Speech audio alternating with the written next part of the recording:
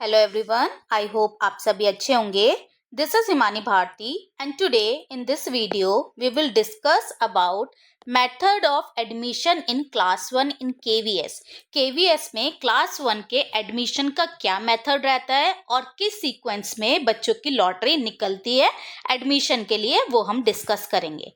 तो आप देख सकते हैं, out of available seats of fresh admission 25% shall be reserved for the right to education.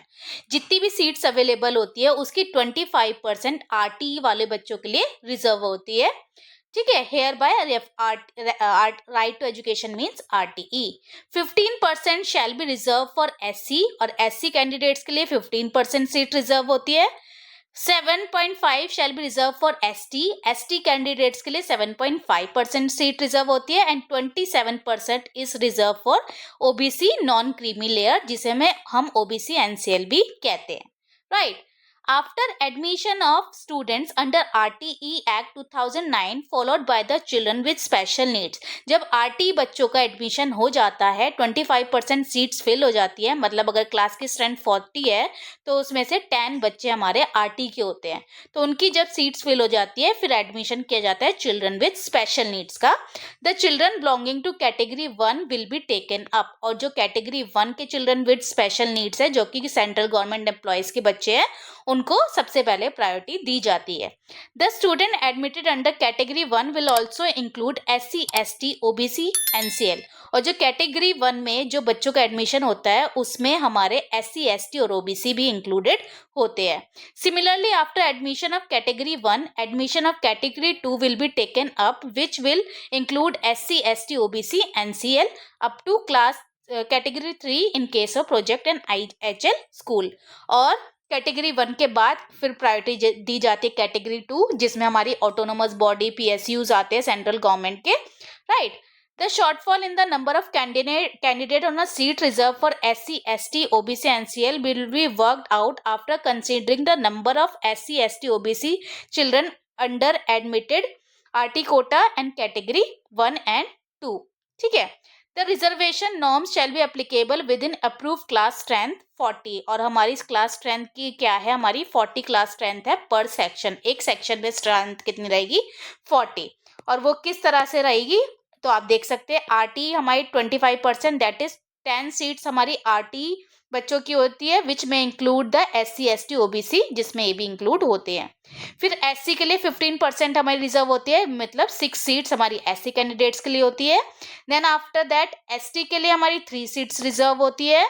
उसके बाद OBC NCL 27% means 11 seats reserved होती है। 3% seats for the children with special needs applicant would be reserve horizontally, और 3% seats हमारी children with special needs के लिए reserve होती है, right. After closing of the registration process, the sequence of conduct lottery by each केंद्रीय विद्यालय will be as under। जब हमारा रजिस्ट्रेशन प्रोसेस कंप्लीट हो जाता है फिर एडमिशन के लिए लॉटरी निकाली जाती है, और लॉटरी का एक सीक्वेंस होता है जो कि इस तरह से होता है। सबसे पहले आरटी की लॉटरी निकलती है, उसके बाद ऑल CWSN लॉटरी निकलती है चिल्ड्रन विद स्पेशल नीड्स की, देन कैटेगरी 1, उसके बाद कैटेगरी 2 की, उसके बाद SC candidates, ST, OBC, category 3, category 4, category 5, और अगर प्रोजेक्ट स्कूल है तो हमारी कैटेगरी 6 भी कंसीडर की जाती है, राइट। तो इस तरह से ये सीक्वेंस होती है एडमिशन लॉटरी निकलने की, ठीक है। उसके बाद हम देखते हैं, The following sequence is to be adopted for the fresh admission in the केंद्रीय विद्यालय। अब उसे हम डिस्कस कर लेते हैं थोड़ा डिटेल में। तो आप देख सकते हैं, फर्स्ट लॉट हमारी लॉटरी निकलती है 10 सीट्स के लिए, जो कि होती है आरटी स्टूडेंट्स के लिए, जो कि 25% सीट रिजर्व्ड होती है, जिसमें SC, ST, OBC, EWS, BPL, OBC non creamy layer application भी इंक्लूडेड होती है, taken together with the resident of neighbourhood. और आरटी एडमिशन तब होता है जब बच्चे का जो घर है वो स्कूल के 5 किलोमीटर के रेडियस के अंदर होना चाहिए, तो उसी बच्चे का आरटी के अंडर एडमिशन किया जाता है। आगे हमारा सेकंड लॉट जो निकलता है, lottery of children with special needs की निकलती है, जिसमें SC, ST, OBC, NCL unreserve is to be conducted as priority category, जिसमें हमें एससी, एसटी, ओबीसी और अनरिजर्व कैटेगरी को भी लिया जाता है। उसके बाद थर्ड लॉटरी हमारी निकलती है रिमेनिंग सीट्स, जब सीट्स बचती है आरटी और सीडब्ल्यूएसएन के बाद जो सीट्स होती है हमारी, after deducting RT and CWSN if any will be filled as per the existing priority category of category 1। फिर कैटेगरी 1 का एडमिशन होता है, कैटेगरी 2 का एडमिशन होता है, और प्रोजेक्ट स्कूल है तो कैटेगरी 1 से 3 का होता है। Only up to the sanctioned strength और till the list of all registered candidates from category 1 और थ्रू। जितनी हमारी स्ट्रेंथ होती है 40 की स्ट्रेंथ होती है, अगर उसमें हमारी सीट्स फिल हो जाती है after RT CWSN category 1 and category 2 तो एडमिशन हमारे क्लोज हो जाते हैं। लेकिन फिर भी अगर सीट्स वेकेंट रहती है तो फोर्थ लॉट निकाला जाता है। The total number of SC ST OBC NCL will be counted from the admitted summary of RT CWSN category 1 category 2 से एससी एसटी ओबीसी काउंटेड किए जाते हैं। Admission done till the third phase, फिर third phase का admission होता है। Thereafter the shortfall in the seat reserve for SC ST OBC NCL if any shall be covered by under SC ST OBC NCL application as per the priority admission is respected of the strength। ठीक है, तो फिर हमारा fourth lot निकाला जाता है जिसमें SC ST OBC applicants को प्रायोरिटी दी जाती है। उसके बाद हमारा फिफ्थ लॉट निकलता है। फिफ्थ लॉट में देखिए, after all the processes if sanction strength is not filled, अभी भी हमारी इस क्लास की स्ट्रेंथ फिल्ड नहीं है, एंड सीट्स आर वेकेंट और सीट्स बची हुई है, applicants from the priority category 3, फिर कैटेगरी 3 को कंसीडर किया जाता है। अगर प्रोजेक्ट स्कूल है तो वो कैटेगरी 4 में आ जाएगा, ऑनवर्ड्स विल बी टेकन। उसके बाद हमारी कैटेगरी 3, कैटेगरी 4 एंड कैटेगरी 5 को कंसीडर किया जाता है। ठीक है, कैटेगरी 3 में हमारे स्टेट गवर्नमेंट एम्प्लॉयज होते हैं, कैटेगरी 4 में हमारे स्टेट के ही ऑटोनोमस और पीएसयू एम्प्लॉयज होते हैं, और कैटेगरी 5 में हमारे प्राइवेट एम्प्लॉयज होते हैं। ठीक है, तो फिर उनको कंसीडर किया जाता है।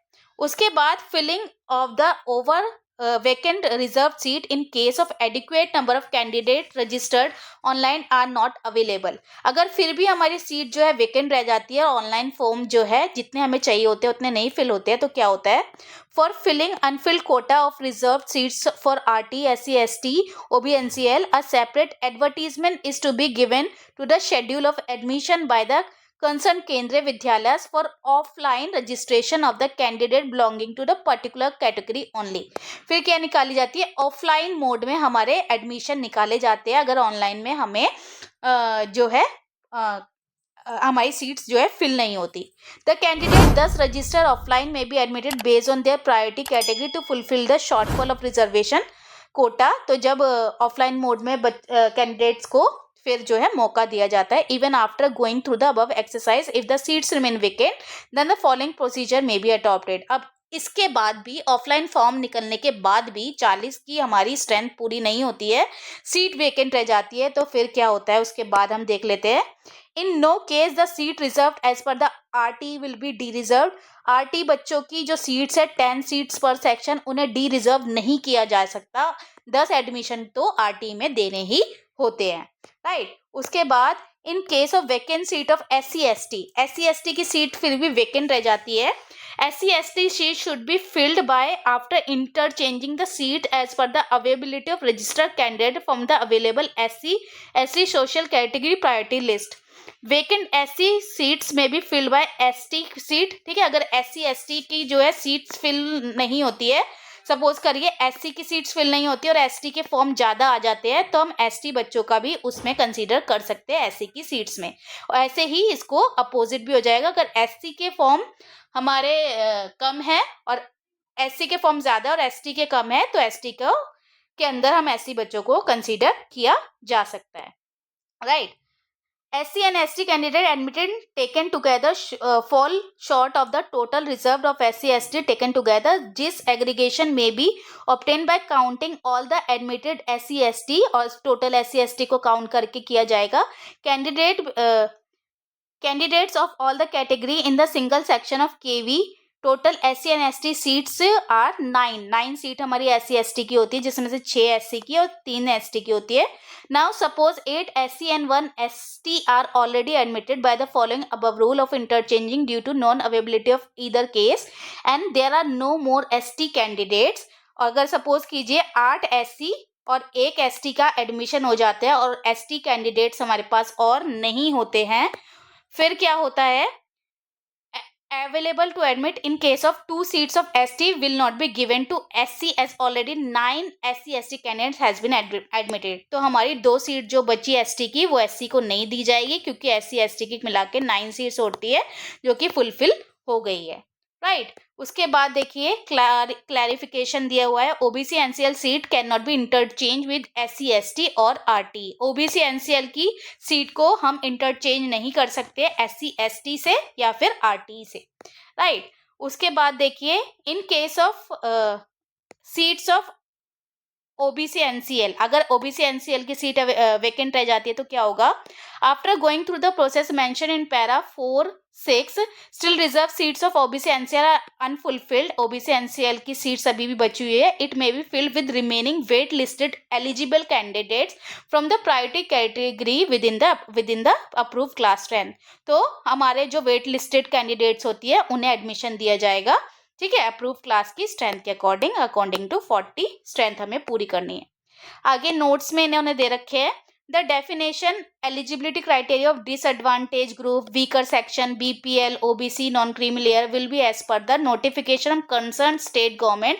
ये जो एडमिशन होते हैं वो पर्टिकुलर स्टेट की गवर्नमेंट के जो ऑर्डर होते हैं उनके अकॉर्डिंग होते हैं। The DC KVS RO concern में issue guidelines regarding BPL EWS as per the latest notification of concern state of government.